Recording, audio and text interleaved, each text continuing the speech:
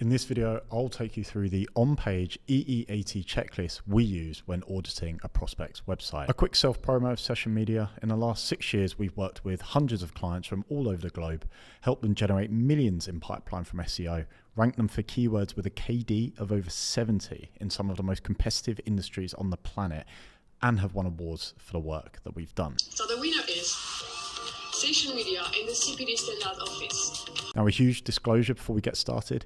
EEAT is largely based on off-page signals, as is most of SEO. So links mentioned consistently across high authority press such as Insider, New York Times and the BBC, for example, coupled with a footprint of content across multiple channels such as Amazon, Spotify, YouTube and LinkedIn, with traffic and engagement signals coming from those websites will contribute significantly to strong correlations of positive EEAT. Now, the simple thing to do is Google the brand or the author of the person and see what the search engine results page or the SERP looks like. This is usually a good indication of how Google perceives that brand or that person. Today, I'll take you through the on-page signals, a check you can do to ensure you're covered on your website when auditing its EEAT. Now, before we get started, please subscribe to the channel and like the video. As always, show notes can be found in the comments. Okay, let's dive into it. Okay, so what we have here is the 27-28 point checklist of the on-page EEAT factors. As I said, the off-page signals will have the biggest impact on how Google will perceive your expertise, experience, authority, and trust. But this is just a good check that you can do from an on-page perspective. Now, what I've done is I've categorized these into sort of 4 main sections with a couple of items at the end. And what I'm going to do is go through each of these points with a law firm that has managed to ride out the helpful content update, ride out the spam update, and so far, as of the 22nd of April, is also working their way through the core update very nicely. So, as we begin with contact, we're looking for a physical address, a phone number, a domain email address. So what I mean by this is a ben@sessionmedia.com, not a ben@gmail.com, a contact us page, and a company number as well. So we know that in the past, Google's been a bit of a stickler for the name, address, and phone number, you know, the NAP, and the consistent sort of naming convention of the exact business name, how it's registered on Companies House or wherever that may be, the exact address. So instead of using ST for street, actually spelling out street, and then the phone number as well. So using either +44 or 0 if you're in the UK. Now they've gotten a little bit better at that. So you don't need to necessarily have every single citation matching to ensure that there's sort of a consistency across the board, but of course, you know, it's still good to have as well. So what I've done here is I've just come to the footer. Straight away I can see that there's an address here, there's a telephone number, which is fantastic. Now I can't see a company number. I might come across it as I sort of dig through the site, freeballing this as I go through the audit. I haven't actually been through the site yet, so this is as new to me as it will be to you watching. I can see a contact us down here as well, which I'm just going to click. They've got a nice sort of map embed with a pin drop of where their office is, which is also, of course, really good EEAT signals for Google. And a form down here, as you'd expect, but I still can't see a company number. So on the checklist here, I would select the top 4 as found, but I can't find a company number. Now, with all of these items, of course, some are going to be more important than others, not just from a Google perspective, but potentially legal perspective as well. You know, making sure that you've got your cookie banner, giving the user an option to not opt in to non-essential cookies, for example, is of course really important. But we don't necessarily expect a website or a business to hit every single one of these items. Now, if there's a large portion of a certain category missing, then of course we'd prioritize that.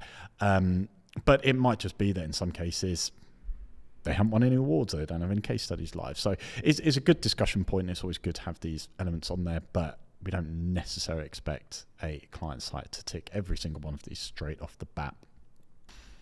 Okay, so the next section, the people. So a meet the team, an about us page, an author page, an author bio, and a careers page as well. So this really puts a bit more of a face, or puts the faces to the company.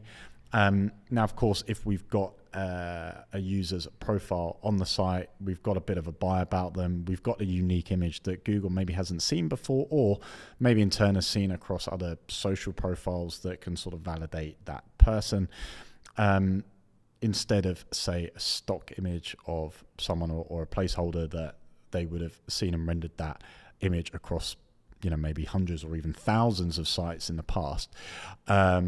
These are going to be good positive EEAT signals, and you're going to notice I'll probably say positive EEAT quite a lot. So prepare your ears for that. But if on these author bios we can link out to social profiles, LinkedIn, other areas where they've been published, it's going to be a really good signal for Google. And this is typically the recommendation that we would make for a client as well. So let's jump back into the site. Now, straight away, I can see the About Us up at the top here, which is fantastic. And of course, they've actually broken this down: shared values, diversity and inclusion, which is really, really good. Now, I'm not going to spend a great deal of time jumping through this, but it's good that we can see that straight off the bat, right? Now, I can't see an obvious sort of meet the team, but I can see, and typically what you might find on a law site for a law business is the partners that they work with. So I can see straight away that they've got a load of partners here. I can actually go through and subsequently click view profile as well. And I've even got the option to email these people directly, which is fantastic. So what I'm going to do back into the checklist is, although we don't have a meet the team, we do have a list of lawyers, list of partners that work with the business, which I would see as good as a meet the team page. We do have an author page, an about us page. We did find an example of an author and an author bio as well. And I'm actually just going to check this. So what I'm going to do is I'm going to come into Insights. I'm going to click into articles and just have a look at how they author some of their content, essentially. So AI Safety Summit, we've got 2 authors here, which is great. In the past with some clients, we've actually said that for each piece of content that they produce, if they've got an author and then they've got an editor or a researcher or someone that's sort of validated another person's work, then we've always said add both of them in. So really good trust signal, not just for Google, but for the user as well. They're going to feel a lot more confident in the information gain that they will hopefully have experienced whilst reading your content, if there's an example of 2 or more authors that are there. Now, we know across the likes of Healthline that they've got additional medical professionals that have validated the sort of the consensus of one person, regardless of whether they're giving a breakdown into how to cure a particular illness or something like that. And these are really, really good signals to follow. So back onto Stevens Bolton, 2 authors here, fantastic. I can again click through to Beverly, and I've even got a link to a LinkedIn profile here as well, which will take me to her LinkedIn account. So really, really good signals from a Google perspective. Careers page, so the one thing I didn't check, and I will just jump back in, but I can see straight away that they've got a join us page here as well. So I would tick this as found. Now the third party section. So we're looking more for where third party businesses have validated our work and we've written about them on our website. So things such as testimonials, accreditations, awards, and case studies primarily. And I've also put social profiles sort of within this at the bottom as well. So testimonials, as I said, I'm not going to mine through every single page of the site because that's not necessarily the point of the video. But I'm just going to have a quick look for any testimonials that we might find on the home page. Okay, we can't see any down there. I'm going to go back onto the About Us page. I can't see any there, but I do see a link to awards, and they have listed out here plenty of awards that they've won over the years, which is fantastic. And they've actually linked to one of the award accreditations up at the top here, Fitwell, which is great. So although they haven't linked to all of these, Google is becoming better at reading and understanding unlinked mentions and citations. So if Stevens Bolton, for example, have been listed in, the ESG Initiative of the Year, or shortlisted, for example, Google come across and they see reference of Stevens Bolton on the ESG Initiative of the Year award, then that will work in favor of Stevens Bolton, even if there isn't necessarily a link from that third party back to the site here. Now, as I said, I'm only looking at on page within this specific video, so I'm not going to go hunting around for that, but these are the sort of signals that you may want to cross-reference as well. So we've got an awards page, which is great. I'm also just going to have a look at some of the independent directories as well. So they've sort of linked off to other sort of legal directories. I don't think that's necessarily relevant here.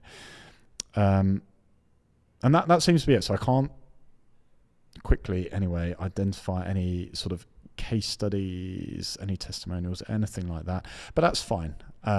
We have found a link to the awards, which is great. So I'm going to check this, and social profiles as well.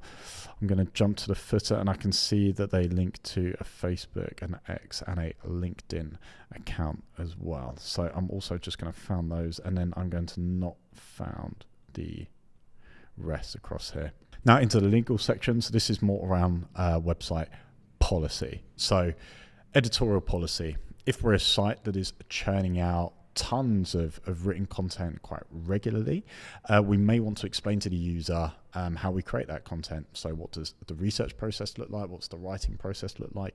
Who's there sort of validating it? Who's there as the editor? And you might have someone sort of there overseeing that whole process as well. So this will be largely dependent on your site. So an editorial policy, got complaints policy, relatively self-explanatory.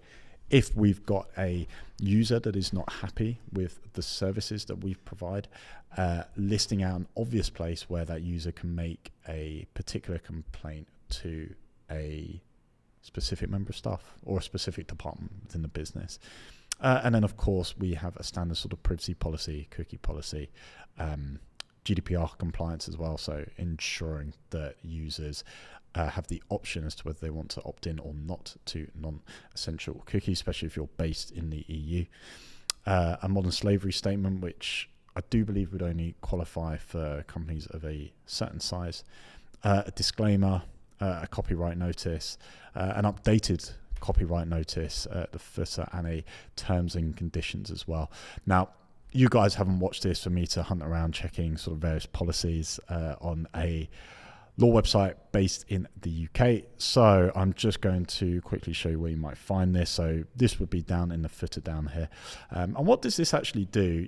Again, these are all things that technically could be manipulated, which is why the off-page EEAT signals are always going to trump the on-page. But just by having like a complaints procedure that goes to a department that sits on a domain email address, like a complaints at email address, it's going to be a small signal in the right direction, so helping to build trust with Google and also with your users when creating your website, right? So, and all we're trying to do is do a collection of things correctly so that when Google does crawl the site, we've got all these positive signals that they would expect to see from, say, a law firm sitting on the website. So I will go through this. I don't think I could find editorial policy, not say that isn't one, there may be one. There was a complaints policy, there was a privacy policy, a cookie policy, there was a GDPR compliance statement, modern slavery, there was a disclaimer, there was a copyright notice, and I do believe 2024 there was also an updated copyright notice as well, which is great. And T&Cs, I'm not going to go hunting around for this for the sake of this. Last 2 points here, security and SSL. I think this is pretty standard now. Most sites do have one.